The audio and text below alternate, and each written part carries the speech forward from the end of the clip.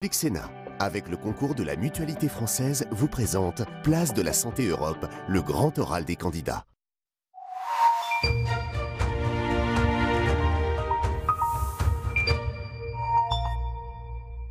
Bonjour à tous, bienvenue sur Public Sénat, bienvenue à Place de la Santé Europe, événement organisé par la Mutualité française avec le soutien du Parlement européen, en partenariat avec Courrier International, toute l'Europe, l'association citoyenne Mouvement Européen France et vous l'avez compris avec Public Sénat. Nous sommes en direct depuis le studio 104 de la Maison de la Radio.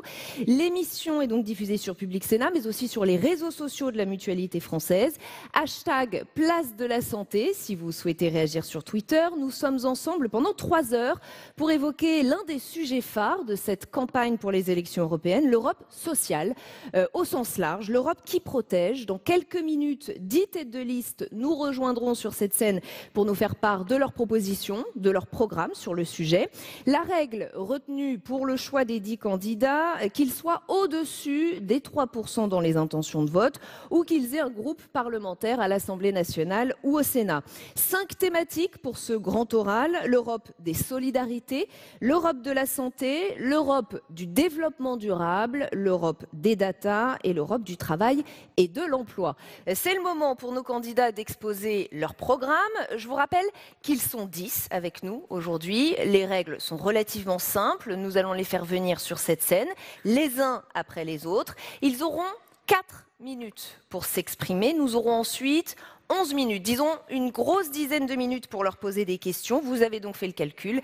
Ils ont chacun un quart d'heure. Ça va aller relativement vite et on va essayer d'être rigoureux. Celui qui ouvre le bal aujourd'hui dans Place de la Santé Europe, c'est Jordan Bardella, tête de liste du Rassemblement national aux élections européennes.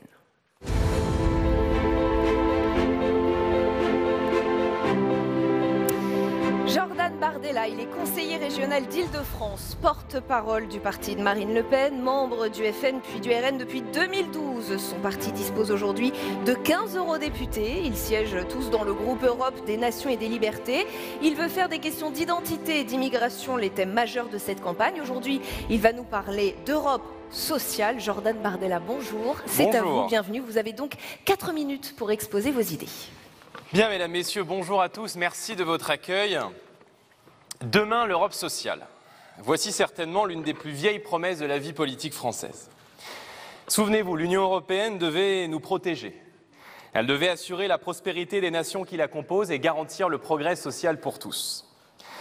En 2019, la lucidité semble avoir gagné le continent européen et tous les peuples, aujourd'hui, en font un constat sans appel. L'Union européenne a failli à ses missions. Pire encore, sa réglementation met en place les conditions d'un chômage de masse, d'un dumping généralisé, d'une concurrence déloyale imposée à l'extérieur de nos frontières, ainsi qu'une course effrénée au moins-disant social à l'intérieur de nos frontières. 516 000 travailleurs détachés en France, ce sont 516 000 emplois qui ne sont pas occupés par des travailleurs français, mais ce sont aussi 516 000 occasions en moins de contribuer au financement de notre système de santé et de solidarité, de par le versement des charges sociales dans le pays d'origine. L'austérité imposée et la sacro-sainte religion des 3% du déficit public comme seule ambition politique ont des conséquences dramatiques sur la vie de nos territoires qui voient notamment leurs services publics fermés les uns après les autres, maternités et hôpitaux de proximité étant évidemment en première ligne. En réalité, l'Europe ne peut être sociale dans le cadre actuel de l'Union européenne. Vous le dites très bien dans votre manifeste, l'ouverture de nos marchés, l'abaissement des barrières douanières, et j'ajouterais même la primauté de l'argent roi sont inscrites dans l'ADN même de l'Union européenne. Comme à chaque élection, certains vous diront que l'harmonisation est proche, que la convergence des économies est entre de bonnes mains et même qu'un SMIC européen s'apprête à voir le jour. Mais ces promesses n'engagent que ceux qui les croient. Car la convergence économique de pays si différents comme la France et la Bulgarie, où le coût horaire moyen est respectivement de 36 € et de 4,40 €, ne peut se faire qu'à notre détriment, c'est-à-dire au détriment du pays le plus élevé. En matière sociale, la règle est la même. Les assurés français sont parmi les mieux protégés. Au sein de cette course effrénée à l'élargissement, ils ne peuvent donc qu'y perdre. En réalité, la grande protection du XXIe siècle s'appelle frontière. Et toutes les grandes puissances économiques du monde l'ont compris.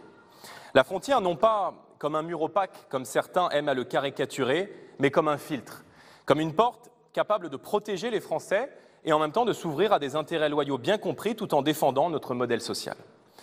Parce que derrière le concept de frontière, il y a le concept de nation. La nation est et sera le cadre de l'Europe sociale de demain. Europe de demain dans laquelle les plus grands risques sanitaires et sociaux seront directement liés à l'environnement.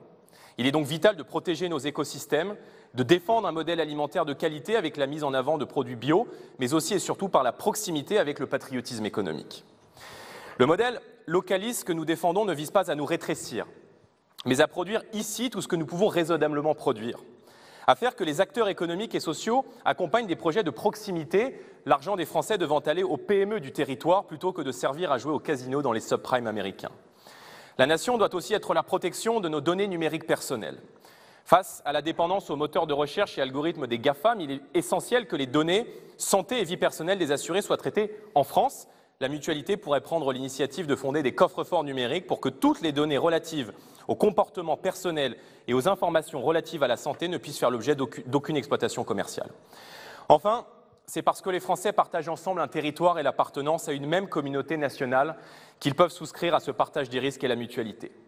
Vous le savez, car nous l'avons toujours défendu, la solidarité nationale doit être d'abord dirigée vers les nationaux. Mesdames, Messieurs, l'Europe sociale de demain se fera dans le cadre de la nation. C'est tout le sens de notre projet. Et le monde mutualiste a bien sûr un rôle essentiel à y jouer. Je vous remercie. Début février, la Mutualité française a lancé une plateforme collaborative. Elle a organisé une dizaine de débats en région. Plusieurs sujets et questions en ressortent. Il ressort par exemple une volonté de la part des citoyens qui ont été consultés d'harmoniser les diplômes des professionnels de santé, harmoniser les diplômes des médecins, des infirmiers, des pharmaciens. C'est la volonté des citoyens qui ont été consultés. Ce qui rendrait très concrètement possible qu'un médecin polonais puisse venir exercer en France et inversement. Qu'est-ce que ça vous inspire? Vous le déplorez? Qu'est-ce que vous nous dites? Ça fait maintenant plusieurs années qu'on a recours à des médecins étrangers, notamment du fait du numerus clausus, qui plafonne, vous le savez, le nombre de médecins chaque année qui sortent de nos universités et de nos grandes écoles. C'est un tort? C'est un tort, mais je préférerais qu'on ait davantage de médecins français qui sont peut-être mieux formés.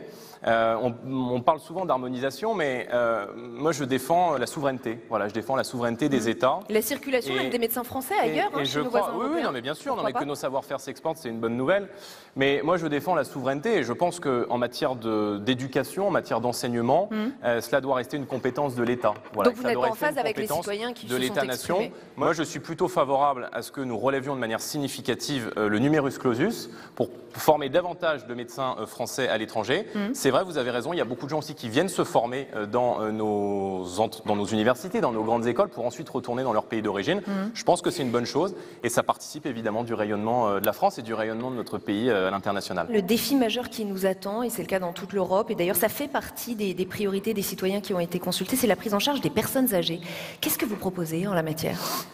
On avait proposé pendant la campagne présidentielle de créer une 5e branche de la sécurité sociale qui soit... Là, nous parlons bien du niveau européen. Oui, d'accord. Enfin, je pense en l'occurrence que la santé doit se traiter dans un cadre national. Et je pense la santé n'a pas de frontières, vous êtes d'accord avec moi? Oui, d'accord. Enfin, oui. Quand vous êtes malade, vous allez vous soigner à côté de chez vous. Vous prenez rarement l'avion pour aller vous soigner dans le pays d'à côté. Oui. Donc je pense que la santé doit se traiter dans un cadre national. Et on avait proposé notamment de créer une 5e branche de la sécurité sociale qui soit dédiée à la dépendance. Et puis aussi d'inciter des initiatives de service civique pour les jeunes auprès des personnes âgées qui souffrent d'isolement. Parce que ça, c'est un vrai sujet aussi. Et on en parle trop peu, malheureusement. Dans le sondage européen Harris Interactive que vous avez découvert avec nous, on s'aperçoit que les populations dites eurosceptiques, comme les Polonais par exemple, sont étonnamment très favorables à l'Europe quand on parle de santé. Et vous êtes pour plus d'Europe en matière de santé ou vous n'êtes pas d'accord avec vos alliés polonais par exemple? Je reprécise ce chiffre, 65% des Polonais interrogés font confiance à l'Union européenne pour améliorer leur système de santé. Ah, mais le souci c'est que dans le modèle actuel de l'Union européenne, on est allé vers un élargissement sans limite depuis maintenant 20 ans et qui fait que les pays, disons très riches ou encore assez riches de l'Union européenne paient pour les pays les plus pauvres. et qu'en réalité on est contributeur déficitaire au même titre que l'Italie, c'est-à-dire que chaque année dans le budget de l'Union européenne, on donne beaucoup plus qu'on ne reçoit. Et après, la question qu'on doit se poser, c'est est-ce qu'on doit continuer à mettre de l'argent dans les caisses de l'Union européenne pour aller aider des pays à l'Est, alors qu'on a effectivement, ce que je disais, un cadre budgétaire qui est de plus en plus contraint. On voit de plus en plus d'hôpitaux qui ferment, de plus en plus de maternités qui ferment. Ce qui va en matière de santé, je le disais, est aussi vrai en matière de sécurité. Donc je pense que la santé doit rester un secteur régalien, un secteur de l'État-nation. Justement, vous répétez que l'Union européenne est incapable de protéger les Français, notamment sur les droits sociaux, mais le Front National, aujourd'hui Rassemblement National, est le premier parti français représenté au Parlement européen aujourd'hui. Et on a l'impression que sur beaucoup de dossiers, que vous citez même aujourd'hui pour cette nouvelle campagne, vous avez un double discours. Le Front National, aujourd'hui Rassemblement National, a un double discours. Vous avez parlé maintenant des travailleurs détachés. Ouais. Justement sur ça, c'est un exemple. En France, vous avez toujours parlé très violemment contre cette pratique des travailleurs détachés, mais à Strasbourg, finalement, quand il y a eu un projet de réforme pour limiter cette pratique, vous avez voté contre. Et donc, en fait, comment voulez-vous faire avancer les choses? Est-ce que, finalement, vous ne vous contentez pas d'être une force de nuisance en Europe? Je ne suis pas pour améliorer le processus, je suis pour abroger le processus. Donc, effectivement, sur un certain nombre de textes au Parlement européen, nous avons voté contre, parce que nous sommes contre le principe. Et si vous voulez, s'il s'agit juste de simplifier des normes administratives, ça ne nous intéresse pas. Ce qu'on veut, c'est abroger le principe de la directive détachement des travailleurs. Maintenant, ça ne vous aura pas échappé que c'est une élection européenne et que vous pouvez être le premier parti en France en 2014, mais ne pas avoir la majorité au sein du Parlement européen. Aujourd'hui, c'est la droite. C'est la droite qui gère le Parlement européen, qui gère le Conseil, qui a les manettes au Conseil, qui a les manettes au niveau de la Commission européenne. Donc c'est à eux qu'il faut rendre des comptes. Maintenant, on a toujours été cohérents. On s'est toujours, nous, opposés au traité de libre-échange, par exemple, qui organise un peu le règne du moins-disant et qui mettent, j'ai vu que vous avez beaucoup parlé de glyphosate, vous avez beaucoup parlé de questions agricoles aussi, qui mettent en concurrence nos agriculteurs avec des agriculteurs qui sont payés 30 ou 40% de moins. Ça crée une concurrence déloyale. Et quand on interdit un pesticide ou quand on interdit un produit comme le glyphosate au sein de l'Union européenne, on autorise quand même son importation par les traités de libre-échange. Donc tout ça est un modèle fou. Et nous, ce qu'on défend, c'est l'Europe du bon sens. C'est au tour de Yann Brossat de prendre la parole. Yann Brossat, tête de liste du Parti communiste français.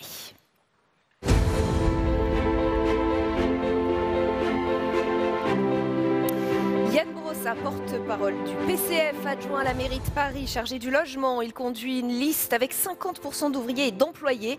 Il dénonce ce qu'il appelle une Europe aux mains des lobbies et des banquiers. C'est par ici, je vous en prie, installez-vous. En total décalage avec la société, nous dit-il.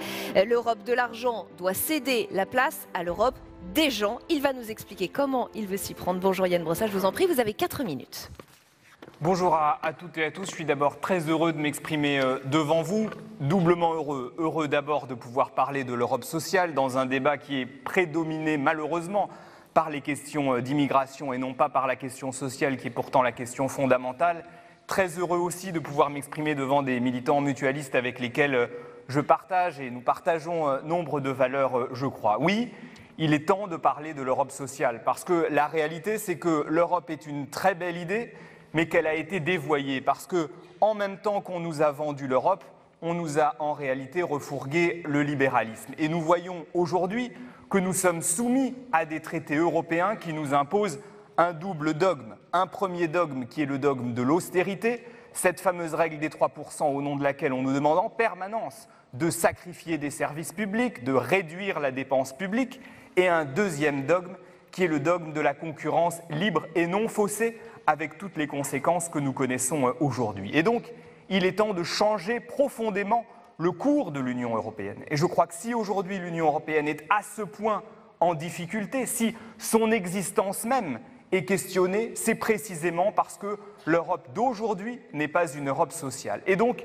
il est temps de changer l'Europe. Et il n'y a que si nous changeons l'Europe que nous pourrons la sauver. C'est la raison pour laquelle la liste que je conduis, qui est une liste d'hommes et de femmes cohérents, qui ont d'ailleurs rejeté ces traités européens ultralibéraux par le passé, elle propose 3 ruptures pour une Europe sociale. D'abord, une Europe sociale, c'est une Europe dans laquelle le travail paye, une Europe dans laquelle les hommes et les femmes qui travaillent et qui donc produisent les richesses puissent vivre de leur travail. Vous savez qu'au cours des 10 dernières années, le produit intérieur brut de l'Union européenne est passé de 15 000 milliards d'euros à 17 000 milliards d'euros et que dans la même période, le taux de travailleurs pauvres est passé de 7% à 10%. Autrement dit, nous produisons plus de richesses et nous sommes plus pauvres.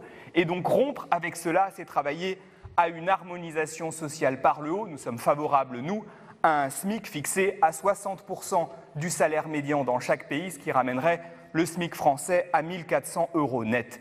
Deuxième rupture, nous souhaitons une Europe du service public. Nous souhaitons en finir avec ces directives de libéralisation qui ont fait si mal à nos services publics. Nous avons tout libéralisé, le secteur du transport ferroviaire, le secteur de l'énergie, le secteur des télécoms, alors même qu'en France, nous avions la chance de disposer d'un secteur public important adossé à des entreprises publiques qui donnaient une relative satisfaction. Et donc, l'Europe nous a imposé ces directives de mise en concurrence. Nous sommes favorables à une clause de non-régression sociale, de telle sorte qu'un État, qu'un peuple puisse refuser une disposition de l'Union européenne si elle porte atteinte aux conditions sociales et au bien-être de ses habitants.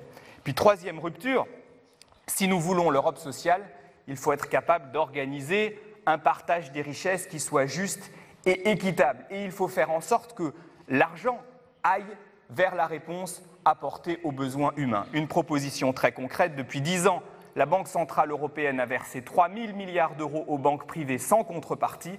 Eh bien, nous disons que cet argent serait beaucoup plus utile s'il allait vers les services publics et vers la transition énergétique. Voilà quelques-unes des propositions que je souhaitais vous faire pour construire cette Europe sociale très loin de cette Europe libérale qui nous fait si mal aujourd'hui. Parmi les idées qui remontent des débats citoyens, il y a celle de confier à une instance européenne la gestion des médicaments. Ils veulent des achats groupés de médicaments, les Français qui ont été consultés, notamment pour obtenir des tarifs plus avantageux. Est-ce que ça vous paraît être une bonne idée? Est-ce qu'il ne faudrait pas créer alors un géant européen du médicament?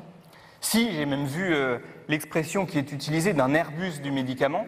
C'est une proposition que nous faisons nous aussi dans cette campagne. Pourquoi? Parce que nous avons aujourd'hui des révolutions thérapeutiques qui portent beaucoup d'espoir pour les malades, et donc c'est une très bonne nouvelle.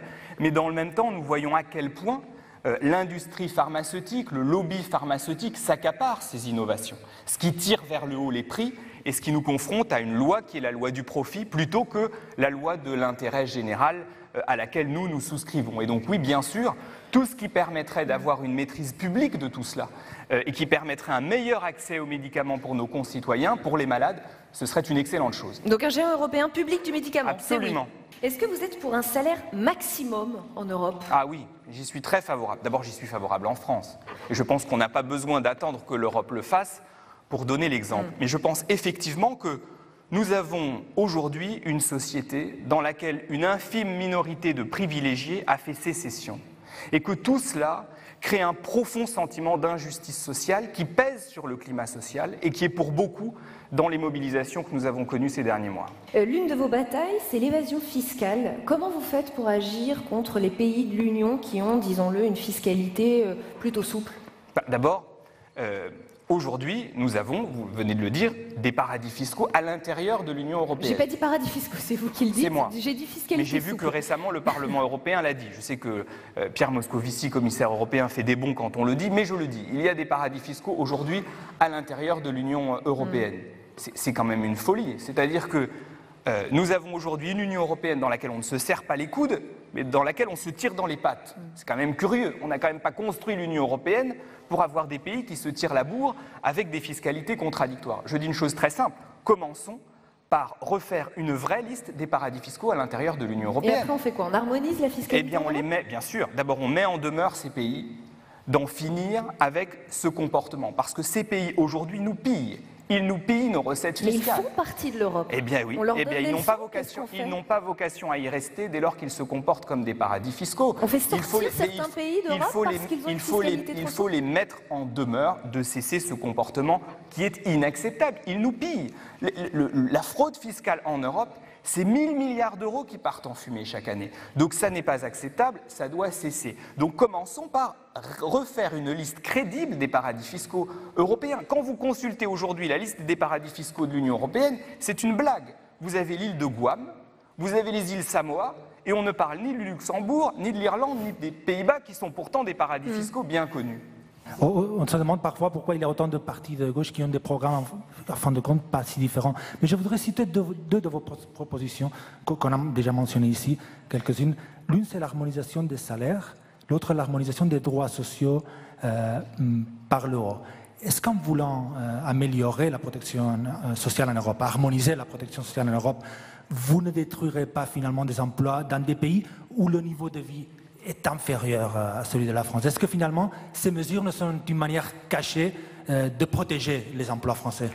Non, je pense que le seul projet qui puisse faire rêver les Européens précisément, c'est l'harmonisation sociale par le haut. L'Europe, ça ne peut pas être qu'un marché. L'Europe, ça doit être une ambition de civilisation. Et notre ambition, ça doit quand même être de vivre mieux en Europe, de faire en sorte que les travailleurs d'Europe puissent effectivement vivre de leur travail. Je ne dis pas que du jour au lendemain, on peut avoir un SMIC à 2 000 € comme c'est le cas au Luxembourg.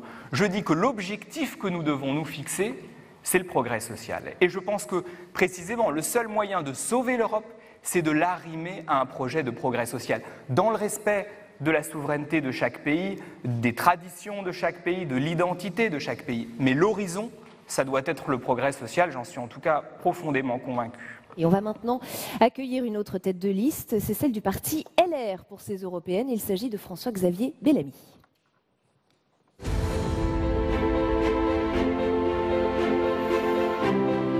François-Xavier Bellamy fait partie des candidats qu'on connaît peut-être le moins, agrégé de philosophie, maire adjoint de Versailles, auteur de plusieurs ouvrages sur l'éducation, la transmission aux jeunes. En 2018, il crée un mouvement politique, Unis pour servir. Il porte aujourd'hui les idées du parti de Laurent Wauquiez. François-Xavier Bellamy, bonjour, bienvenue. C'est à vous, vous avez 4 minutes comme tous les autres candidats.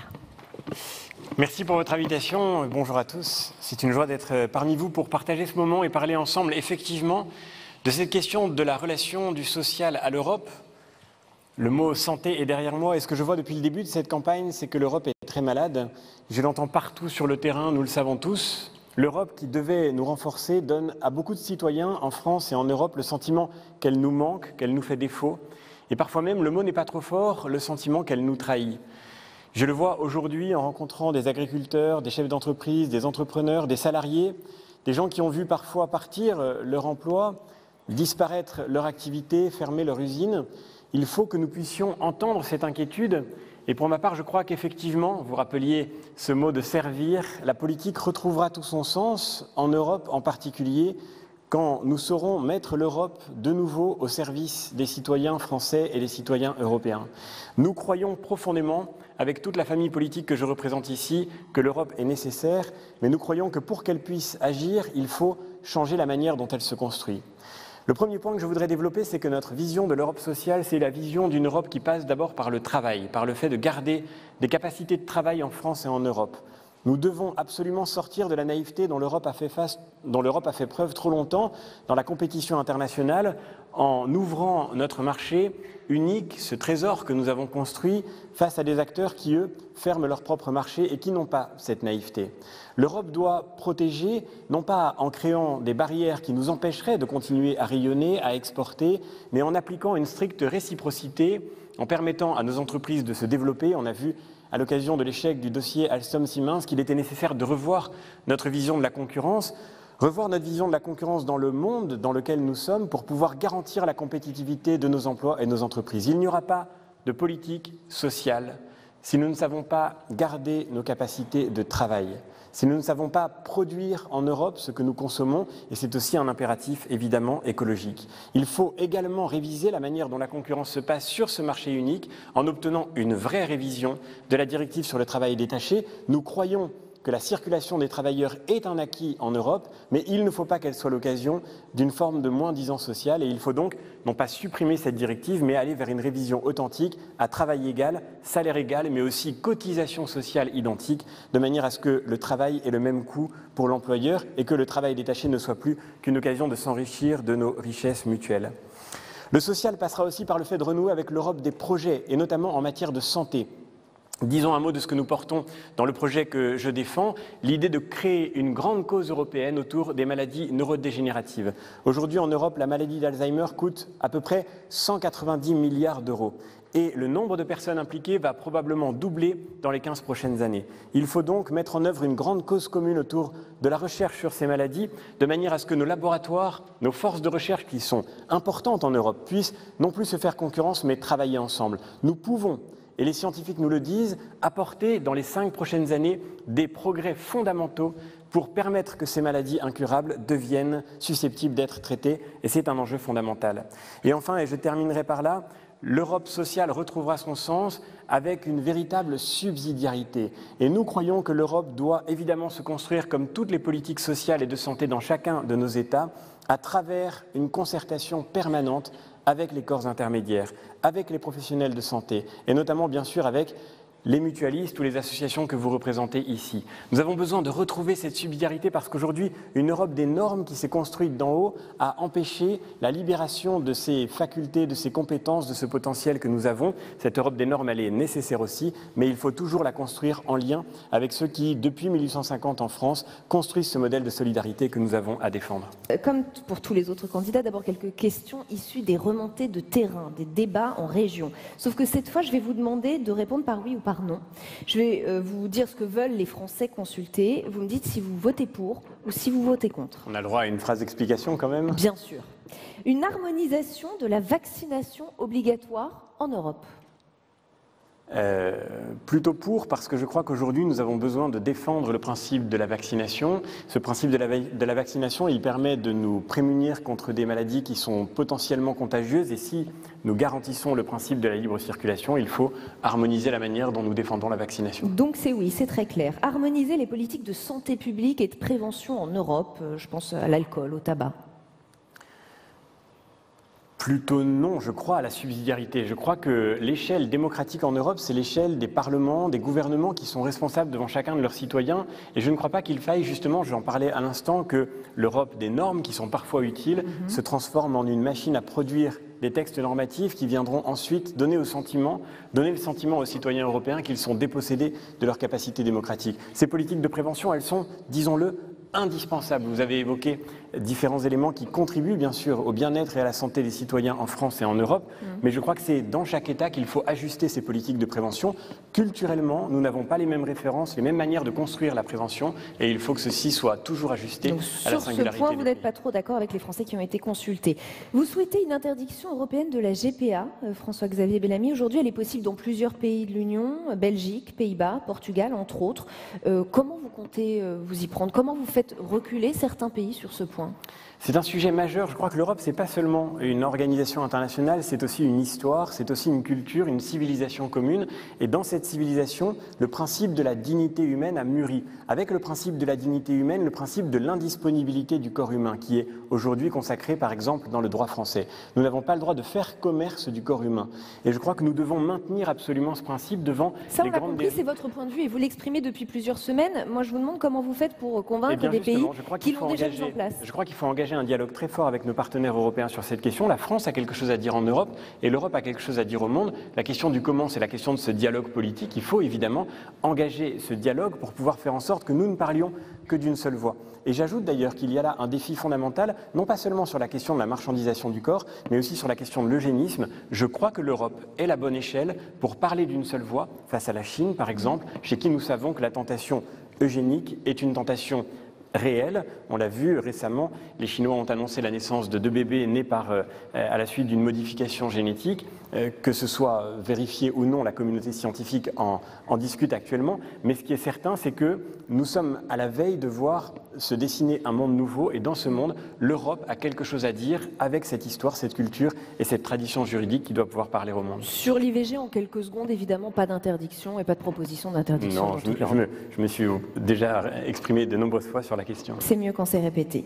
Vous proposez, donc on l'a dit, de mettre en place cette barrière écologique avec des droits de douane spécifiques pour les pays qui ne respecteraient pas les normes environnementales et sociales. Est-ce que ça suppose donc, très concrètement, je voudrais qu'on soit concret aujourd'hui, de taxer davantage des produits qui viendraient de Chine, des produits qui viendraient des États-Unis? Est-ce que vous n'auriez pas peur des mesures de rétorsion ?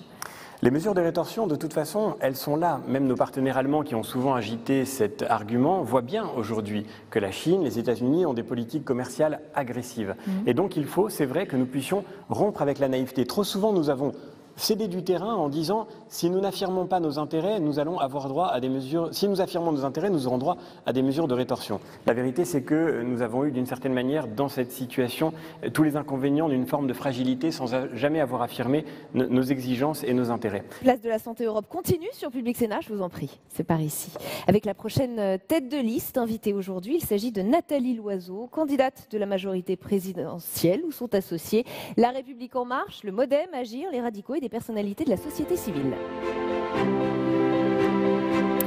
Nathalie Loiseau, ministre chargée des Affaires européennes, il y a encore quelques jours, ancienne directrice de l'ENA au Quai d'Orsay pendant plus de 25 ans. Elle a été porte-parole de l'ambassade de France aux États-Unis. Aujourd'hui, elle porte une liste intitulée Renaissance, projet lancé par Emmanuel Macron début mars dans sa tribune adressée aux Européens. Elle veut que l'Europe, bonjour madame, je vous en prie, installez-vous à ce pupitre. Vous voulez que l'Europe rime avec le mot social. C'est ce que vous avez déclaré hier dans une interview Parisien. On va voir comment. Je vous laisse la parole pendant 4 minutes. Merci, bonjour à toutes et à tous.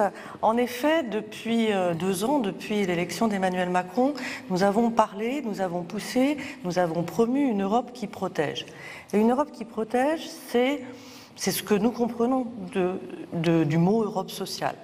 Une Europe qui protège, ça n'est pas un slogan, c'est une Europe de solutions. Pour nous, l'Europe qui protège, c'est d'abord celle qui protège ses travailleurs et qui évite de les mettre en concurrence les uns contre les autres. Nous allons nous battre pour enfin mettre en place un SMIC partout en Europe. Il y a 6 pays européens qui n'ont pas de salaire minimum. Ce que nous voulons, c'est que partout en Europe, cette promesse de l'Europe sociale de marché, d'un modèle social unique, se traduise par des salaires décents partout à travers le continent européen. C'est possible parce que si nous sommes capables tous les ans de parler de nos finances publiques, de mettre à jour nos budgets, nos déficits entre nous, je ne vois pas pourquoi nous ne serions pas capables, parce que c'est ce que les Français et les Européens demandent, de parler de nos engagements en matière sociale et nos engagements en matière de salaire. Je pense aussi que c'est possible parce que quand des fonds européens sont distribués à travers l'Europe pour aider à la convergence et à la cohésion. Si la convergence sociale ne fait pas partie de la cohésion, alors je ne sais pas ce que ces fonds européens ont à faire. Je pense qu'un pays comme la France, qui est un grand contributeur de l'Union européenne, doit pouvoir porter ça.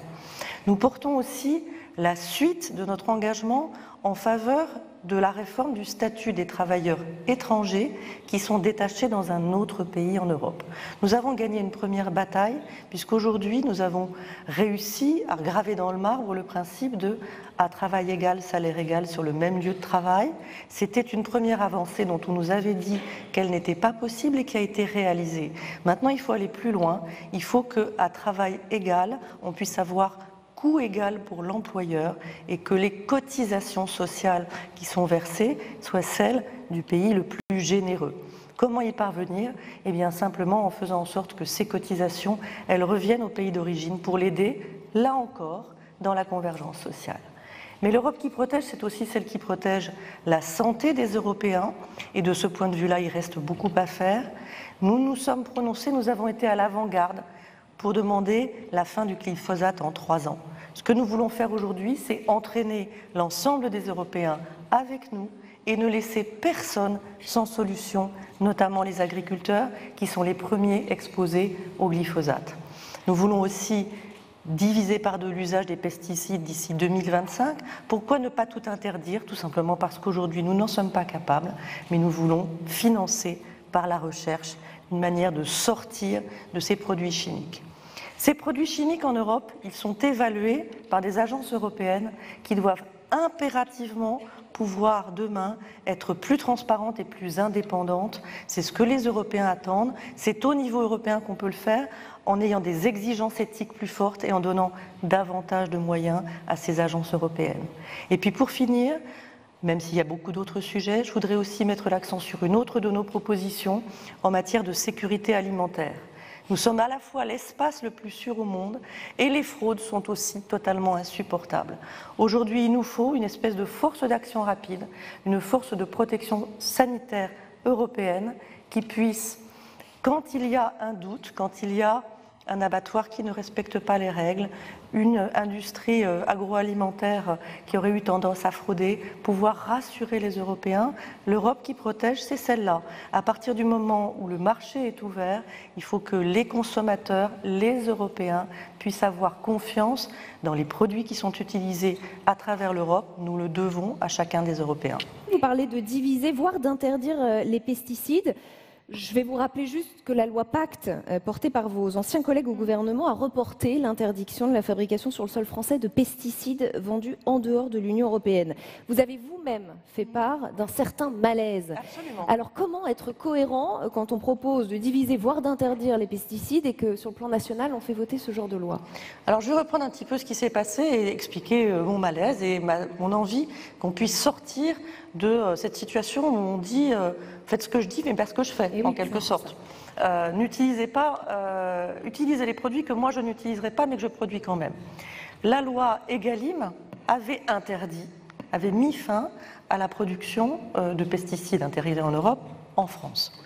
Et puis, au moment où la loi Pacte est arrivée devant le Sénat, il y a eu un amendement sénatorial, de la majorité sénatoriale, pour demander que cette interdiction soit repoussée jusqu'à 2025. Donc, je comprends une chose. Interdire tout de suite, c'est mettre des gens au chômage. Et la transition écologique n'a pas vocation à mettre les gens au chômage. Nathalie Loiseau, on a pas mal de questions. En janvier, l'Europe a voté le principe d'un congé paternité partout dans l'Union, devant durer au moins 10 jours. En France, on est à 11 jours, non obligatoires. Et Marc Bassett, qui était là tout à l'heure, disait en Espagne, il vient de passer de 5 à 8 semaines, dont 2 obligatoires. Pourquoi on n'harmonise pas? Pourquoi la France est-elle moins généreuse que l'Espagne?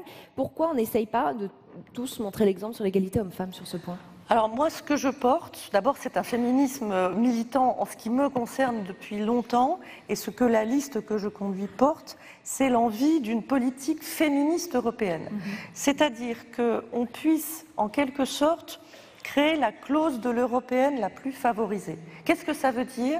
C'est mettre à plat les pratiques des différents pays européens, qu'il s'agisse de l'équilibre des temps de vie, qu'il s'agisse des inégalités salariales, qu'il s'agisse de la garde des jeunes enfants ou d'autres sujets, qu'il s'agisse de la lutte contre les violences faites aux femmes, et qu'on aligne vers le haut la réglementation de chaque pays sur celle qui fonctionne le mieux. Alors après, il y a évidemment des différences nationales. Par exemple, sur le congé parental, J'allais vous en parler, la Commission proposait de le rémunérer au même niveau qu'un arrêt maladie. La France a dit non, ça coûte trop cher. C'est pas la France qui a dit non, c'est une majorité de pays européens qui ont dit à l'Union européenne, dont la France, qui ont dit à l'Union européenne, vous n'avez pas totalement mesuré le financement que nécessite ce que vous proposez. En France, on a fait un choix qui est celui d'un congé parental long et mal rémunéré. Je vais vous dire ma conviction personnelle de femme, de mère de famille. Je pense que c'est le pire des deux mondes. Je pense qu'on sort longtemps du marché du travail et que c'est plus difficile d'y rentrer et qu'on est précarisé pendant qu'on est en congé parental, ce qui fait que très souvent, c'est celui des deux dans le couple qui a le salaire le moins élevé qui se met en congé parental, en général, et malheureusement, c'est souvent la femme. Merci Nathalie Loiseau. C'est désormais Nicolas Dupont-Aignan qui va nous rejoindre sur scène. Place de la Santé Europe continue avec le candidat et président de Debout la France.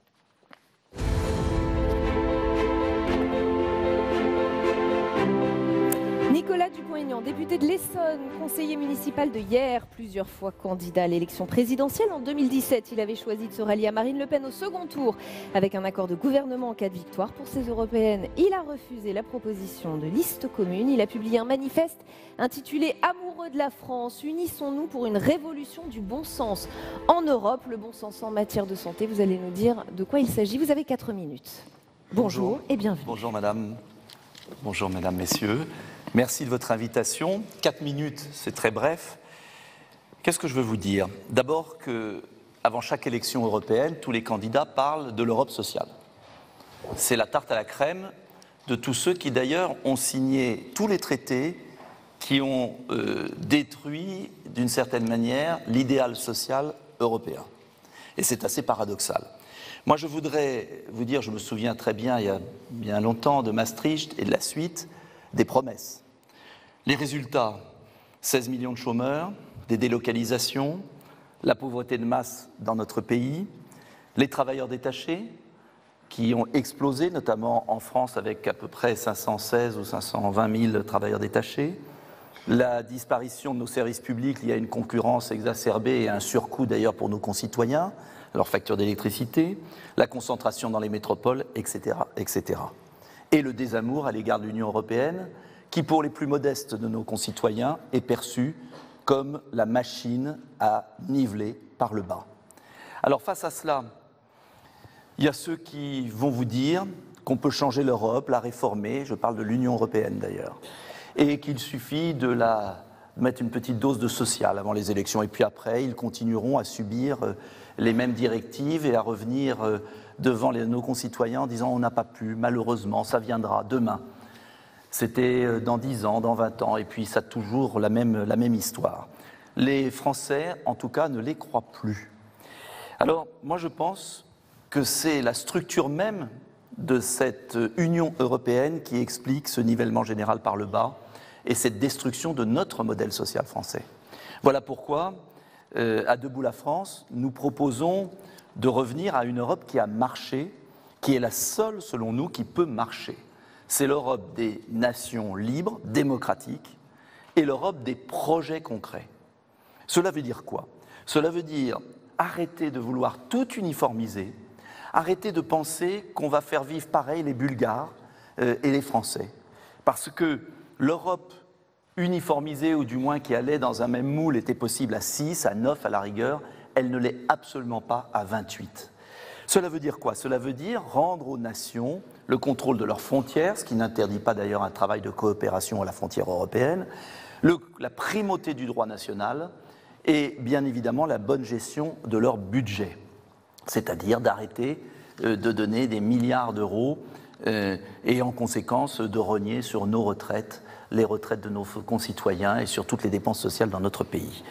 Et, sous Jacques Chirac, on donnait 2 milliards d'euros nets pour l'Union européenne, il n'était pas anti-européen, on est passé à 11 milliards en 2016 et cela va augmenter surtout si les Anglais s'en vont. La démocratie, la nation, seul cadre de la démocratie. Mais est-ce que cela interdit à ces nations qui retrouvent leur liberté, leur équilibre, leur fonctionnement, de travailler ensemble? Pas du tout, au contraire, parce que le grand paradoxe de cette Union européenne qu'on nous a construit, c'est qu'elle a été incapable, à l'exception du programme Galileo, de mettre en place un programme technologique, scientifique, capable d'affronter la Chine et les États-Unis. Depuis Airbus, rien. Depuis Ariane Espace, rien. Donc, notre proposition est très simple, concentrer les efforts de l'Union européenne sur les grands défis technologiques, scientifiques, industriels, qui décideront de la hiérarchie des continents au XXIe siècle. Par exemple, dans le domaine de la santé, la lutte contre le cancer, la lutte contre la maladie d'Alzheimer, qui devrait réunir dans une agence, un peu comme Airbus ou Ariane, 5-6 pays, qui ensemble travailleraient sur ce sujet. En un mot, il faut sélectionner les 15-20 programmes qui permettront de compter au XXIe siècle dans le monde et laisser les peuples décider de leur modèle de vie et protéger les plus faibles dans chacun de nos pays. Les citoyens veulent des règles contraignantes aussi sur toute l'Europe, là aussi, en matière d'alimentation, imposer des limites de sucre, de sel, d'acide gras sur l'alimentation. Vous êtes pour plus d'Europe? Moi, je crois qu'il faut prendre la réalité des choses. Donc, il y a deux solutions. On négocie. Et c'est pourquoi il faut une Europe à géométrie variable. Et il faut conditionner le marché unique au respect de certaines règles fiscales, sociales et environnementales. Je prends un exemple très précis. On ne peut pas interdire à nos agriculteurs de mettre en place, un pesticide si au même moment, venant d'Espagne, arrivent des fruits et légumes qui sont bourrés de ce pesticide. C'est ce qui arrive. Et il y a eu tout récemment l'affaire des cerises. C'est pas possible. Donc moi, je conditionnerais, dans une négociation, le marché unique au respect de normes minimum. Et à partir du moment où on interdit un pesticide, il faut être sûr qu'on ne l'importe pas. C'est-à-dire qu'à force de faire des normes dans tous les sens, on a oublié l'essentiel. Moi, je serais ravi qu'il y ait des échanges d'expériences, mais il n'y a pas besoin d'avoir une commission de Bruxelles. Sur ce point-là, par exemple, vous êtes sur plus d'Europe. Et pas plus d'Europe. Je suis pour mieux d'Europe. L'Europe à 28, avec une commission non élue, une banque centrale non élue, une cour de justice non élue, ça aboutit à la fin de l'Europe. La fin de l'Europe, elle est programmée. Ce système va s'effondrer. Le 24 juin, vous avez écrit dans une déclaration sur votre site web, la décision du peuple britannique de sortir de l'Union européenne est une excellente nouvelle pour tous les peuples européens. Est-ce que vous êtes de cet avis encore aujourd'hui? Oui, je pense qu'en France, la crise des Gilets jaunes que nous vivons est un effet boomerang du vote constitutionnel bafoué. Et que la crise française très forte, la séparation terrible entre des Français modestes qui vivent très mal la mondialisation et une élite très arrogante qui profite de la mondialisation est liée à ce viol de la démocratie qu'il y a eu en 2007 par le traité de Lisbonne. Alors vous voulez le Frexit? Attendez. Vous voulez le Frexit? Non, je peux finir ma démonstration. Donc, je veux d'abord que l'Europe respecte les peuples et les votes. Les Anglais ont voté, c'est leur choix. Tout est fait pour annuler ce vote comme on a annulé le vote des Français. C'est une catastrophe pour le pays, pour la France, on en paye les conséquences aujourd'hui, et si les Anglais s'apprêtaient à remettre en cause le vote de leurs citoyens, ils en paieraient très cher les causes en termes de cohésion nationale. Ensuite, je ne suis pas pour le Frexit et je ne l'ai jamais été, je suis pour une renégociation des traités. Et je pense que si on avait entendu le vote des Français en 2005, et que si on avait entendu les demandes de M. Cameron, qui demandait tout simplement de maîtriser davantage le flux des travailleurs et de restreindre la libre circulation, il n'y aurait pas eu de Brexit. Et que c'est la surdité, l'incapacité de nos oligarchies à accepter que les peuples ne soient pas d'accord avec leur logique fédérale, supranationale, uniformisatrice, de corruption généralisée qu'il y a à Bruxelles, qui font qu'aujourd'hui les peuples se détachent de ça et qu'on a un conflit très fort dans chaque pays entre les pour et les contre. Moi je pense que si on veut sauver l'Europe, il faut en finir avec l'Union européenne, il faut renégocier les traités, et on va y arriver parce que dans tous les pays des forces progressent, dans tous les pays, pour dire il faut de la subsidiarité, il faut revenir à l'essentiel. On ne peut pas avoir une Europe faible avec la Chine et les États-Unis qui acceptent le nivellement social par le bas. C'est maintenant Benoît Hamon, tête de liste pour Génération.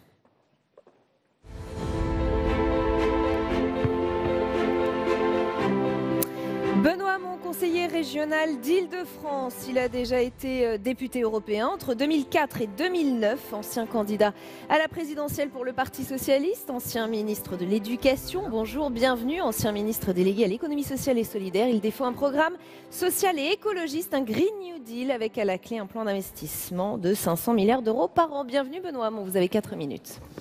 Merci, bonjour à tous. Je suis très heureux d'être ici. 4 minutes pour parler d'Europe sociale. Ça peut être beaucoup pour certains. Pour moi, ça va être un tout petit peu compliqué de tout résumer en 4 minutes.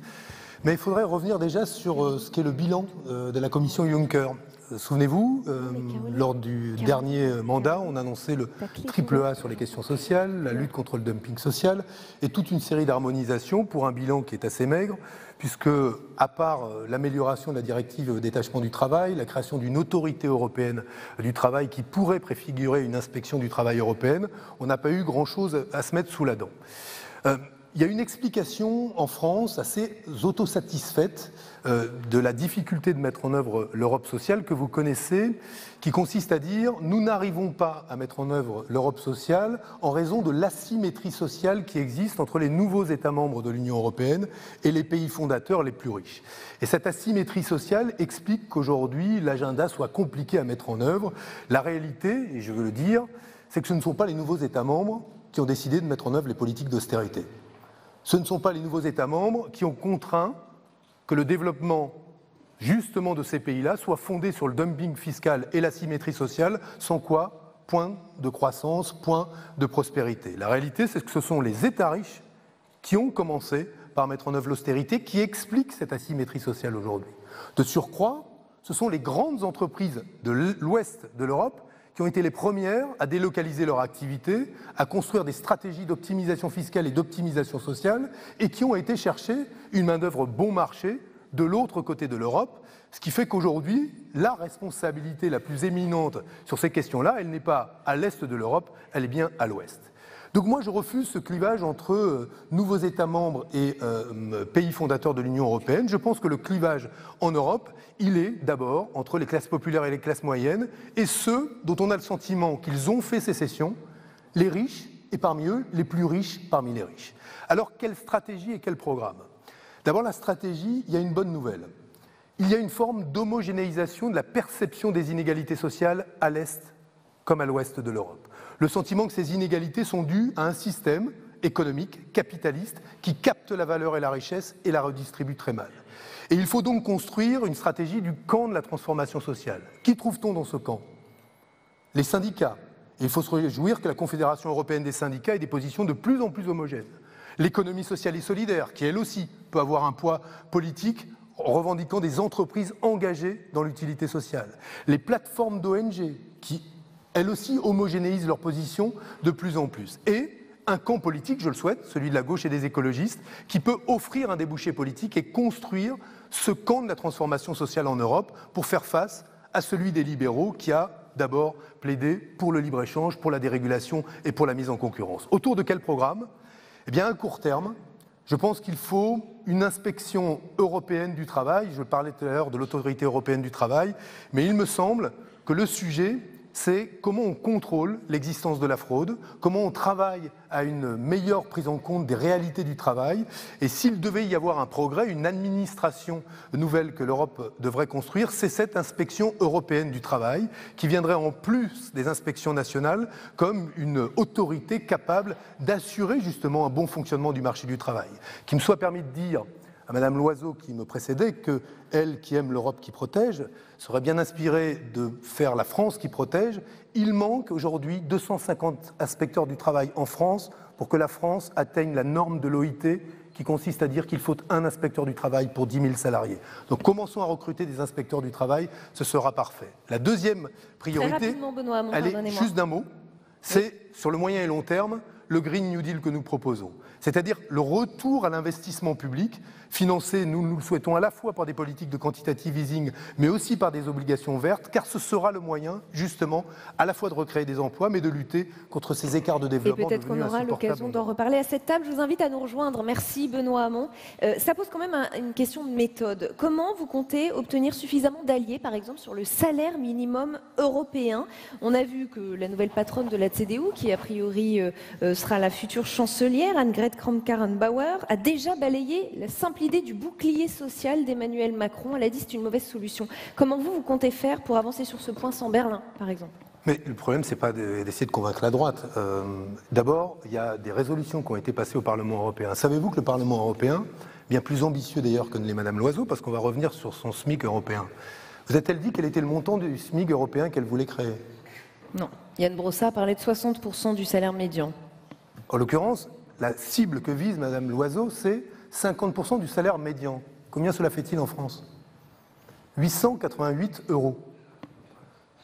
Alors ce serait pas, le SMIC ne passerait pas là, mais si vous faites une cible européenne à 50% du salaire médian, vous n'empêcherez pas une partie du patronat français de dire bah, écoutez, puisque c'est là un standard européen, voyez-vous, notre SMIC est peut-être un peu trop élevé.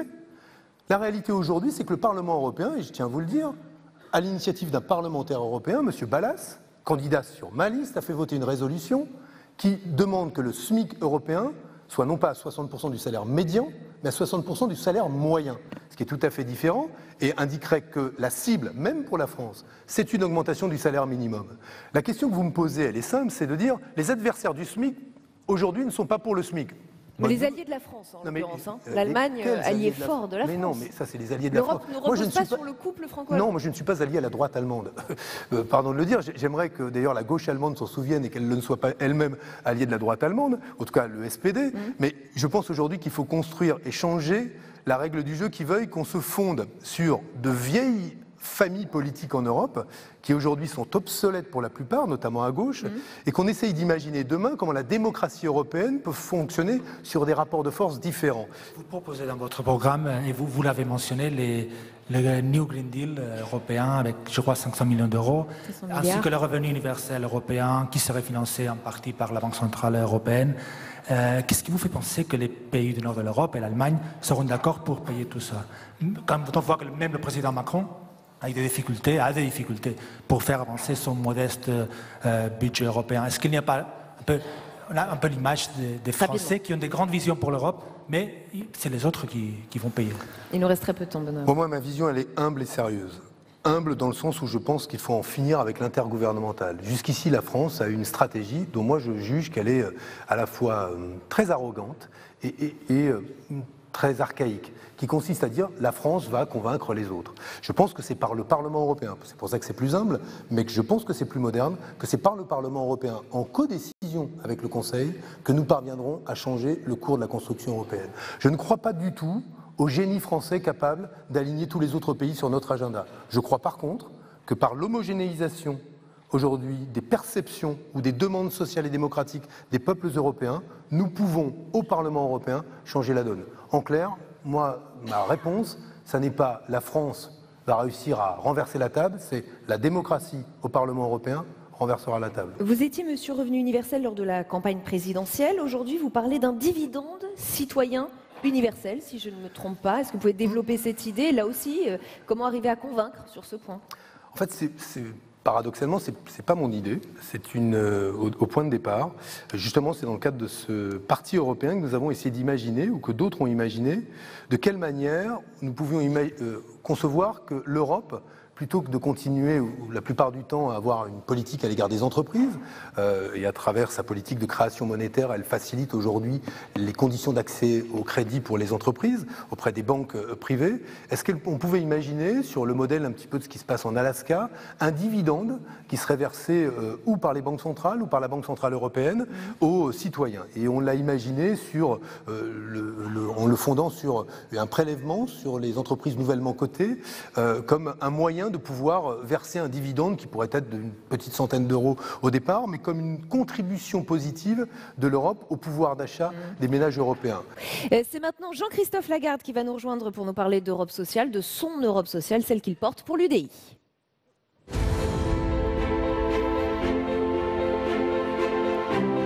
Jean-Christophe Lagarde, président de l'Union des démocrates indépendants, député de Seine-Saint-Denis, président de groupe à l'Assemblée nationale, ancien maire de Drancy. Son engagement pour l'Europe, il dit le tenir en grande partie de Simone Veil. Il avait fait campagne à ses côtés, européens convaincus. C'est à vous, Jean-Christophe Lagarde, je vous en prie. Bien, d'abord, merci de votre invitation. L'Europe sociale est un sujet en devenir, c'est le moins qu'on puisse dire. La première des choses que j'avais envie de vous dire, c'est que quand on parle d'Europe sociale, il faudrait déjà consacrer une seconde pour se demander pourquoi est-ce qu'il y existe des crédits qu'on ne consomme pas. Je veux le dire parce que je trouve qu'un des plus grands scandales, c'est qu'aujourd'hui l'Europe donne par exemple à un pays comme la France 27 milliards d'euros à disposition, qu'on en consomme 8 et qu'on en laisse 19. Et que dedans, il y a des crédits qui peuvent servir aussi bien à l'aménagement du territoire, à l'activité économique, mais aussi au social. Et que cet argent, on l'a laissé filer, non pas à cause de l'Europe, comme on entend tous les eurodestructeurs le dire, mais d'abord et avant tout à cause de la France, parce qu'elle n'a pas été capable de s'organiser pour faire en sorte que dans des centres sociaux, dans des lieux qui favoriseraient la prévention médicale, dans l'accompagnement des personnes qui sont les plus fragiles ou les plus éloignées de la santé, voilà, on n'a pas utilisé cet argent, il était pourtant à disposition, l'Europe le mettait à disposition, la France l'a oublié. La deuxième chose en matière d'Europe sociale, c'est qu'il faudrait déjà que l'Europe cesse et quitte ce culte, cette dérive ultralibérale, qui conduit à des concurrences déloyales entre nous. Si l'Europe a une vertu, ou en tout cas si elle devrait en avoir une, c'est de nous protéger du reste du monde et de faire en sorte que les intérêts des autres ne s'imposent pas à nous, que la concurrence sauvage, que la mondialisation, souvent trop dérégulée, ne s'impose pas à nous, parce que le poids que nous représentons, à 450 millions, j'ai soustrait les Britanniques peut-être un peu trop tôt, mais en tout cas je les ai soustraits, à 450 millions, nous avons la possibilité de défendre notre vision des choses. Et il se trouve que nous ne le faisons pas, et qu'on laisse à l'intérieur même de l'Europe de la concurrence déloyale. Je pense notamment aux travailleurs détachés, que j'appelle l'arme de destruction massive de l'idée européenne, parce qu'on met deux salariés, deux citoyens en concurrence déloyale l'un vis-à-vis de l'autre, l'un nuisant à l'autre, alors qu'on pourrait très bien faire en sorte qu'on les remette sur pied d'égalité. Troisième point, je veux dire qu'il faut faire attention avec l'Europe à la concentrer sur ce qui est de sa mission. Et sa mission, pour nous, c'est en réalité ce qu'elle permet de faire mieux que quand nous sommes tout seuls. Et je regardais l'étude qui a été faite par la Mutualité française, il y a des domaines auxquels il ne faut pas toucher, et il y a des domaines sur lesquels il faudrait enfin libérer l'Europe. Domaines auxquels il ne faut pas toucher, je ne pense pas que le domaine de la santé soit un domaine prioritaire pour l'Europe. Pourquoi ? Parce qu'en réalité, souvent, les États font mieux, plus facilement que nous. Et d'ailleurs, parfois, leur propre population, voire les États, considèrent qu'ils sont plus légitimes. En revanche, il y a des points sur lesquels on doit progresser. L'harmonisation des diplômes de toutes les professions médicales, qui a énormément traîné et qui pose aujourd'hui des difficultés. La création de ce que j'appelle un Airbus du médicament, pour ne pas dépendre à ce point des puissances étrangères ou de l'approvisionnement étranger pour pouvoir nous soigner.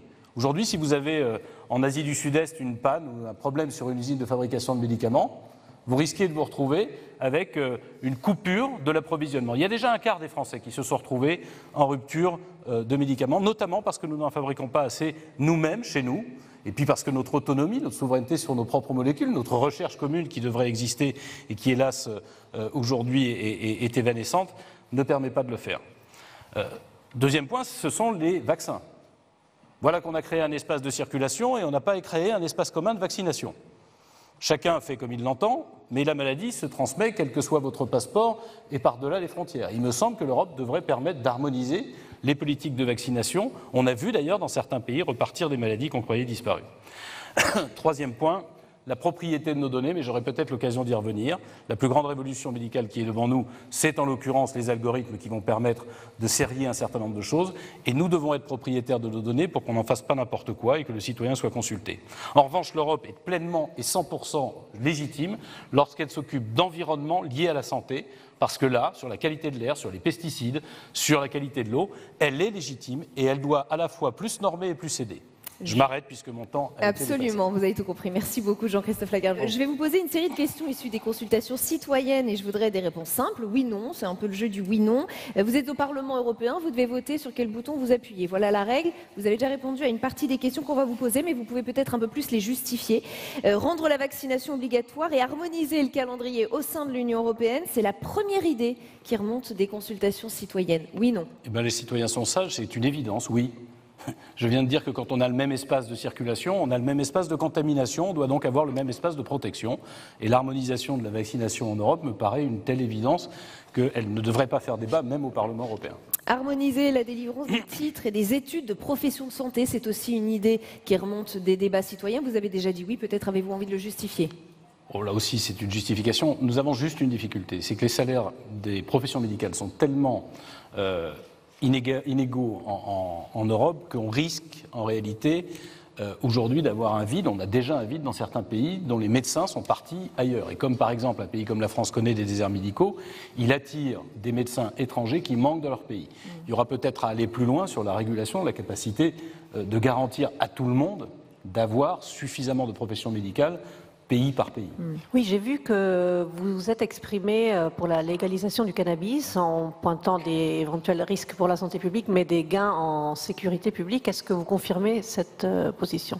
Alors ça date un peu, et je vais vous dire, j'ai découvert qu'on y gagnerait en sécurité publique, parce qu'il y a tout un tas de délinquances qui drainent derrière ça, mais on y gagnerait aussi en santé publique, en tout cas pour la France. Parce qu'il se trouve qu'avec notre interdiction, quand on se compare à des pays, entre guillemets, qui n'ont pas cette interdiction, on consomme plus que les jeunes Français, plutôt les jeunes, même si on les prend jusqu'à 35-40 ans, consomment plus de matières stupéfiantes que les autres. Donc en santé publique, c'est mauvais et ça a des conséquences en sécurité publique. Je veux juste préciser une chose. Moi, je ne veux pas la légalisation, je veux la monopolisation. Je pense que c'est à l'État de le faire. Et je préfère qu'un drogué soit en face d'un agent social de l'État qui n'a pas intérêt à l'enfoncer, plutôt qu'en face de son dealer, qui lui a intérêt évidemment à le faire consommer. Juste une seconde, comment vous convainquez Chypre par exemple, qui punit de peine de prison la consommation de cannabis? Si la peine de prison avait réussi à limiter la consommation de cannabis en France ou ailleurs... D'accord, mais c'est ce que fait Chypre, alors comment on les convainc? Je pense que c'est absurde. Je pense que c'est absurde, voilà. On va poursuivre les discussions avec notre prochain candidat, c'est Raphaël Glucksmann, tête de liste du Parti socialiste et de Place publique pour les européennes.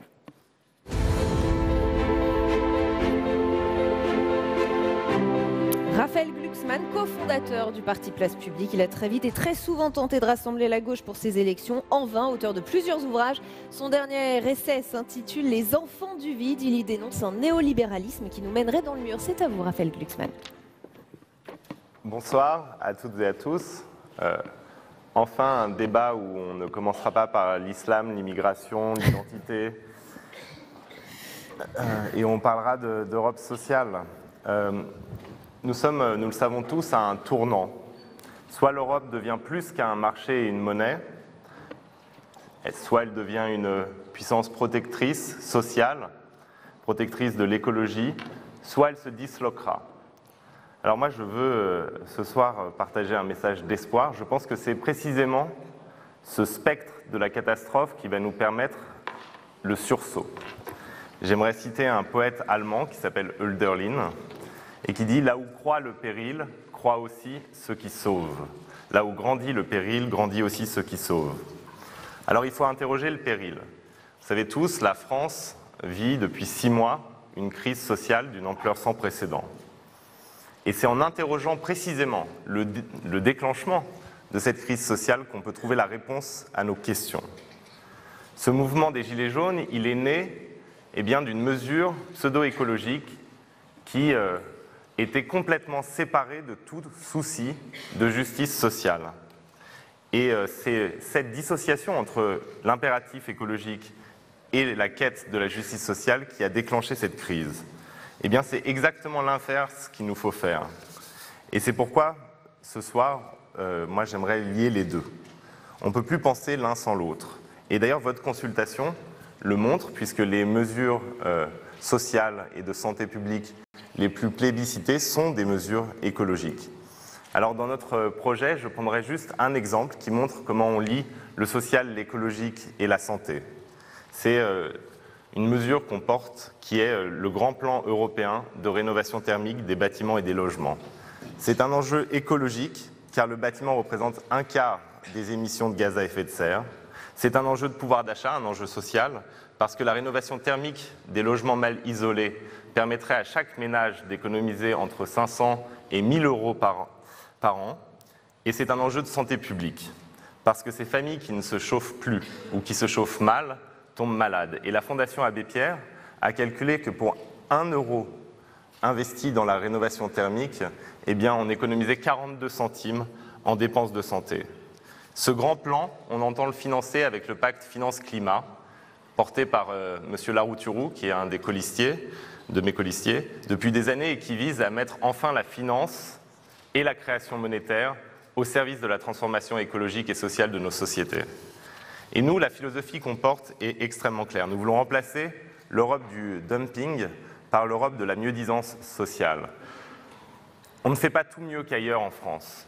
Et il faut prendre des exemples dans d'autres pays. Par exemple, la Finlande. La Finlande loge les sans-abri et elle dépense moins d'argent, 15 000 euros économisés par personne logée, 15 000 euros économisés de dépenses d'urgence.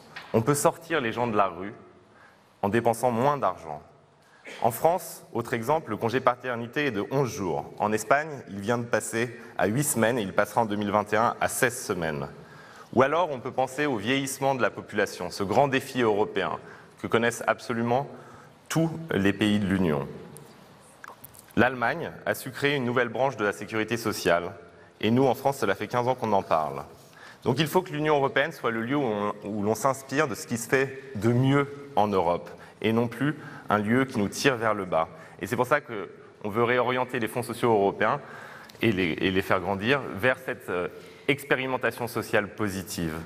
Enfin, il faut changer à Bruxelles le rapport de force avec les lobbies. Aujourd'hui, trop souvent, les lobbies tiennent le stylo à Bruxelles. Et c'est vrai en particulier dans le domaine de la santé. Je sais que je suis trop long. Je m'approche, vous comprenez ce que ça veut dire. Ouais. Mais je voulais juste, si j'ai encore 2 secondes, je voulais juste conclure par, bien sûr qu'on sera des combattants contre les lobbies, mais je pense que le meilleur antidote contre les lobbies, c'est les corps intermédiaires. C'est les mutuelles, c'est les syndicats. S'il vous plaît. Voilà, je suis désolé. Bon, ouais. Merci. Bref, en tout cas, vous avez compris ma pensée. Un peu partout en Europe, les systèmes de santé cherchent à faire des économies. Ça n'a échappé à personne. En Belgique, un sondage montre que 40% des personnes interrogées sont favorables à l'arrêt des soins pour les plus de 85 ans. Okay. Aux Pays-Bas, d'après certains médias, on ne placerait déjà plus de stimulateurs cardiaques aux plus de 75 ans. Évidemment, ça fait réagir. Ça choque ici, vu de France. Qu'est-ce que vous proposez pour protéger les personnes âgées européennes? En fait, ce que vous venez de dire, c'est une conséquence logique. Moi, j'ai travaillé là-dessus. C'est une conséquence logique d'une philosophie. Alors, je ne veux pas vous ennuyer, mais si vous restez dans une philosophie individualiste du néolibéralisme, oui, et comptable, mais c'est lié, eh bien, effectivement, on va arriver à ce type de solution. C'est-à-dire qu'on a essayé de construire nos sociétés. Par exemple, c'était l'esprit du programme du Conseil national de la résistance. on a essayé de construire nos sociétés sur l'idée de solidarité. C'est-à-dire que notre individualité était prise dans un tout, qui était donc solidaire. Et on n'existait pas sans la collectivité. Mais à partir du moment où on a sorti l'individu de la collectivité, mais évidemment que l'individu va dire, mais regardez, à 85 ans, à quoi ça sert de le soigner, puisque de toute façon, il va mourir dans 5 ans. J'entends le constat, j'entends les peurs, mais comment on fait pour protéger ? La solution, c'est justement d'inverser ce rapport-là. C'est de combattre cette vision-là, cette vision du monde, et de réaffirmer surtout la notion de service public. Moi, c'est ça le combat de ma vie aujourd'hui, c'est de rétablir l'idée de service public. Vous savez, quand vous avez un gouvernement qui, quand il entend réformer la SNCF, dit le but c'est que ses comptes soient à l'équilibre. Ça, c'est une logique du privé. On peut vouloir que la SNCF soit plus efficace dans le service rendu aux citoyens. Mais on a perdu la notion même de service public, on l'identifie toujours à un calcul d'entreprise privée. Non, mais pourquoi c'est important ? C'est que à l'hôpital, dans l'hôpital public, le fait que ce soit désormais les actes qui comptent. Mais c'est une logique de rentabilité permanente. Ça veut dire qu'on a perdu l'idée qu'on peut investir dans la solidarité publique. Or, la question de la dépendance, qui va être de plus en plus essentielle, je suis désolé, je parle trop longtemps. Rapidement, parce qu'Anaïs Ginori a quelques questions pour vous, et il nous reste 3 minutes 30, c'est mon grand problème dans la vie, mais nous aussi on a un problème comptable, celui du temps. Parce que c'est quand même le cœur de ma réflexion, ce que vous avez évoqué, donc c'est compliqué. Excusez-moi. Mais c'est fait, vous l'avez développé. Moi, je voulais parler de l'écologie, du climat, qui sont très importants dans votre programme. Greta Thunberg est une jeune fille de 16 ans suédoise qui a mobilisé plus que beaucoup d'autres... Heureusement qu'elle a Facebook, d'ailleurs, j'ai envie de dire. C'est vrai. Oui, absolument. Qui a mobilisé de la jeunesse pour la lutte contre le climat. C'est une jeune fille qui a arrêté de manger de la viande, qui a installé des panneaux solaires sur sa maison, qui a un potager, qui, quand elle se déplace, elle ne prend plus l'avion. Est-ce que c'est un modèle qui vous inspire ? Pourquoi ? Et est-ce que vous-même, vous avez des gestes au quotidien écologiques ? Non seulement c'est un modèle qui m'inspire, mais en fait, moi, je suis fasciné par, non pas simplement elle, mais par ces grèves lycéennes, tous les vendredis. Je suis fasciné par la jeunesse. D'habitude, je sais que certains d'entre vous sont habitués à aller à des manifestations, mais d'habitude, quand on organise une manifestation, y compris sur les questions sociales, on n'est pas majoritairement des gens extrêmement jeunes dans la rue. Les manifs sur le climat, c'est fascinant à quel point le public est extrêmement jeune. Donc moi, je suis fasciné par cette leçon de sérieux, en fait, qui est administrée par la jeunesse d'Europe. Et en particulier, j'ai été à des manifestations en Belgique absolument fascinantes, 80 000 personnes, dont 70 000 lycéens et étudiants. Et cette leçon de sérieux administrée à la jeunesse, on a toujours tendance à penser que les jeunes ne sont pas sérieux, mais que les gens en costume cravate qui négocient des accords commerciaux internationaux, eux, c'est ça le symbole du sérieux. Mais on vit un monde inversé. La catastrophe climatique, elle a renversé les perspectives, et en réalité, ce sont ces jeunes qui sont sérieux, et les gens qui continuent à négocier des CETA, des TAFTA et d'autres traités qui mettent en danger le climat, eux ne sont pas sérieux, ils sont des clowns à l'aune de la catastrophe. On va maintenant donner la parole à Manon Aubry, tête de liste de la France Insoumise aux Européennes.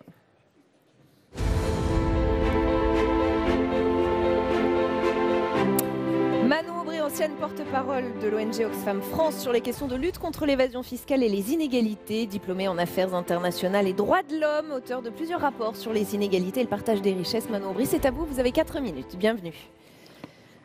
Bonjour, bonsoir à tous, ravie d'être là. Vous l'avez dit, j'ai travaillé en effet pendant des années pour Oxfam dans le secteur associatif sur les questions de lutte contre l'évasion fiscale et de lutte contre les inégalités, donc la question de la protection sociale en est au cœur. Et puis je voulais saluer aussi le travail fait par les mutualistes, les associatifs, les syndicalistes sur le sujet.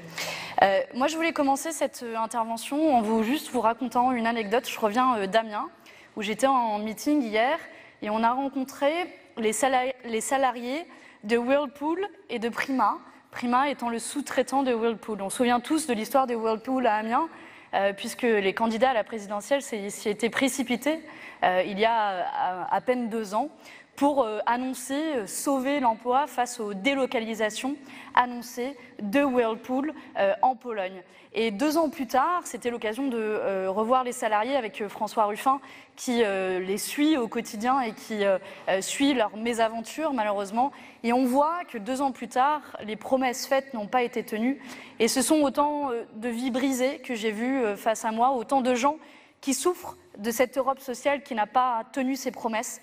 Et je crois que leur anecdote et leur histoire parlent pour l'Union européenne telle qu'elle est construite à l'heure actuelle et les difficultés auxquelles elle fait face. Et donc concrètement, ce sont des délocalisations qui se déroulent au sein même de l'Union européenne. Plus de 6 000 emplois qui sont détruits chaque année en France et qui sont délocalisés au sein de l'Union européenne. Le tout face notamment au dumping social européen. Et je pense, pour faire face à cette question, je voulais vous faire quelques propositions pour répondre à ces défis. Parce que je pense foncièrement que si on ne fait pas l'Europe sociale, eh bien l'Europe va continuer à aller droit dans le mur, continuer à créer du rejet, continuer à créer aussi des drames humains, puisque des délocalisations, on pense aussi à Goudière dans la région d'Amiens. Parmi ces propositions, il y a une proposition de l'harmonisation sociale. Alors je sais qu'elle est faite depuis un certain nombre d'années, j'ai beau avoir que 29 ans, je l'ai entendue à chaque campagne électorale. Et c'est quoi l'enjeu de l'harmonisation sociale? C'est de faire en sorte que nos droits sociaux et notre rémunération ne soient pas tirés vers le bas à l'heure où les écarts de salaire sont de 1 à 10 au sein de l'Union européenne. Nous formulons la proposition d'un SMIC européen à hauteur de 75% du salaire médian dans chaque pays, avec des critères de convergence. C'est important d'avoir des critères de convergence parce que du jour au lendemain, ce serait mentir que de dire que nous aurons un niveau de SMIC commun à toute l'Union européenne, mais il faut faire des paquets de pays, entre d'un côté l'Europe de l'Ouest notamment, l'Europe de l'Est, pour aller vers cette harmonisation sociale. Une deuxième proposition que je voulais faire en lien, c'est le protectionnisme solidaire. Le protectionnisme solidaire, c'est simple, c'est protéger nos emplois au sein de l'Union européenne. Arrêter de signer à tour de bras, comme le fait l'Union européenne, des accords de libre-échange qui fait qu'on fait venir et produire des marchandises à l'autre bout de la planète alors qu'elles sont produites ici en France. On peut prendre un exemple assez symptomatique d'un traité de libre-échange que l'Union européenne est en train de signer, un traité avec la Nouvelle-Zélande qui demain va faire venir du lait de la Nouvelle-Zélande, on ne fait pas plus loin de la planète, en France, alors que du lait est produit en France et qu'un agriculteur se suicide tous les 2 jours en France. Et dernière chose que je voulais mentionner, c'était évidemment les questions de santé, et en particulier les questions de santé environnementale. Je sais qu'il a été aussi question notamment du glyphosate précédemment. Nous sommes évidemment pour son interdiction immédiate, mais je crois qu'il faudra être cohérent. Et je voulais là-dessus notamment souligner l'importance de la cohérence en France, puisque la France vient de valider l'autorisation à produire ici en France des pesticides qui sont interdits dans l'Union européenne.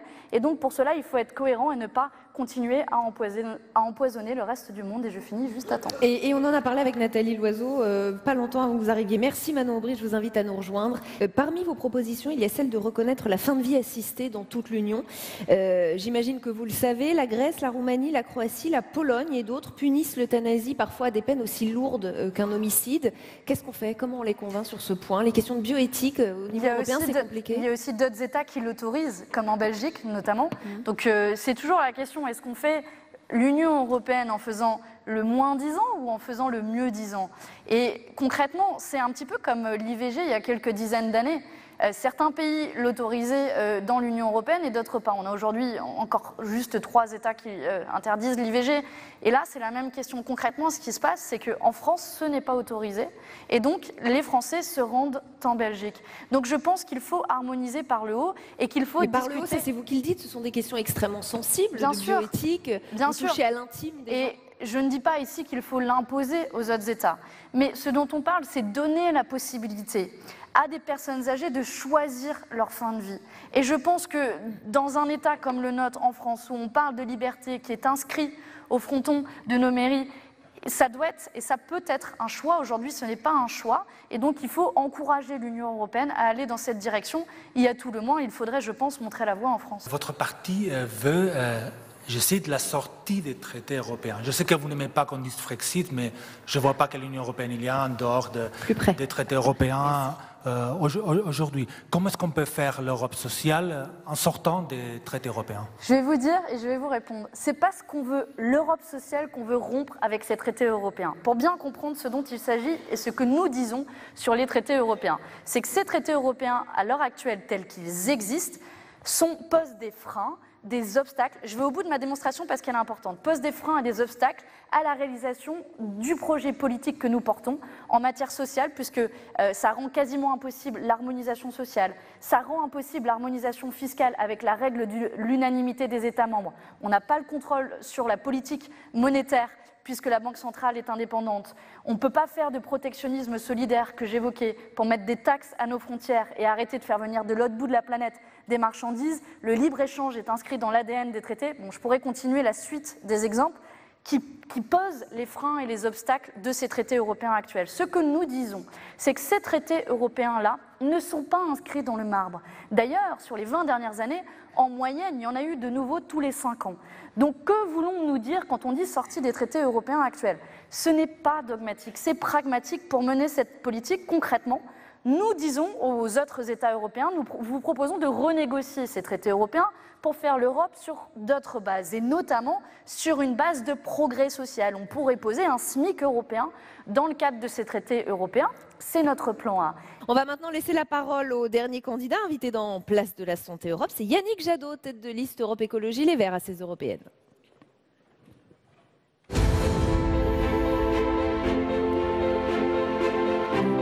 Yannick Jadot, déjà député au Parlement européen, membre du groupe des Verts Alliance Libre Européenne. Il a été notamment directeur des campagnes de Greenpeace France, porte-parole d'Eva Joly. Bonjour et bienvenue lors de la présidentielle de 2012. Je vous laisse la parole, Yannick Jadot. Bonsoir, bonsoir à toutes et à tous. Je suis le dernier. Pas dans les scores, hein, mais pour votre après-midi. Merci de cette invitation et merci aussi du travail qui a été réalisé par Mutualité Française. C'est un très beau boulot qui inspire évidemment nos réflexions et notre programme dans cette campagne. Il y a quelques minutes, j'étais avec Paul François. Paul François, c'est cet agriculteur charentais qui a été intoxiqué par un produit de Monsanto, un herbicide, et qui a lutté pendant 12 ans contre Monsanto. 12 ans pour faire reconnaître son empoisonnement. 12 ans, c'est David contre le Goliath des pesticides. Il a gagné. Il a gagné pour la 3e fois. Et c'est la victoire du courage, c'est la victoire d'un homme, mais c'est aussi la victoire de la santé contre les lobbies et contre les pesticides. Et évidemment, pour nous écologistes, l'Europe est l'échelon indispensable, l'échelon nécessaire, l'échelon efficace pour organiser la protection de la santé, pour organiser la protection de l'environnement, et doit être l'échelon efficace pour organiser la protection sociale. Avec cet exemple de Monsanto et des pesticides, c'est évidemment la question de l'expertise et des autorisations de mise sur le marché des pesticides, des molécules qui est posée. Nous voulons transformer cette expertise, transformer les processus d'autorisation qui, vous le savez, laissent beaucoup trop de place au lobby, laissent beaucoup trop de place à une expertise qui n'est pas transparente, y compris qui n'est pas transparente dans ces conflits d'intérêts. Donc nous voulons mettre en place une haute autorité de la transparence pour s'assurer que les systèmes d'expertise comme les systèmes d'autorisation sont bien des systèmes qui servent l'intérêt général, qui sont une expertise contrôlée par le public, par une expertise indépendante et non pas gangrénée comme aujourd'hui trop souvent par les lobbies. Et puis, dernièrement, il ne vous a pas échappé que le groupe Vert au Parlement européen a obtenu une victoire auprès de la Cour européenne de justice en obtenant qu'il y ait transparence complète sur les évaluations qui sont faites, notamment dans le cas des pesticides, mais dans le cas de la chimie, parce que jusqu'à maintenant, on nous opposait le secret commercial quand nous voulions connaître l'impact sanitaire, environnemental des évaluations faites par les firmes. Leurs évaluations seront transparentes, accessibles au public, et ça, c'est une belle victoire des écologistes au Parlement européen. Mais évidemment, de la même façon, Parce que c'est ça l'objectif. C'est que le modèle agricole sorte des pesticides. Nous, ce que nous voulons, c'est mettre fin au glyphosate maintenant et sortir des pesticides en 15 ans. Et là encore, Paul François, avec ses 240 hectares de céréales, qui lui était dans le piège des pesticides, nous explique à quel point il est sorti des pesticides, il a fait du bio et ça marche. Et quand on a 9 milliards d'euros d'argent public de la PAC tous les ans qui tombent en France, on peut accompagner les producteurs agricoles vers une agriculture paysanne et bio. Et puis évidemment, notre objectif est de réconcilier la protection environnementale et la protection sociale. Nous voulons, c'est un projet que nous voulons développer, mettre en place une forme de sécu de l'environnement à l'échelle européenne. Nous avons cette sécu qui est née de la Seconde Guerre mondiale, cette idée que la santé, la solidarité devaient être le projet qui rassemblait les Français dans cette période de reconstruction.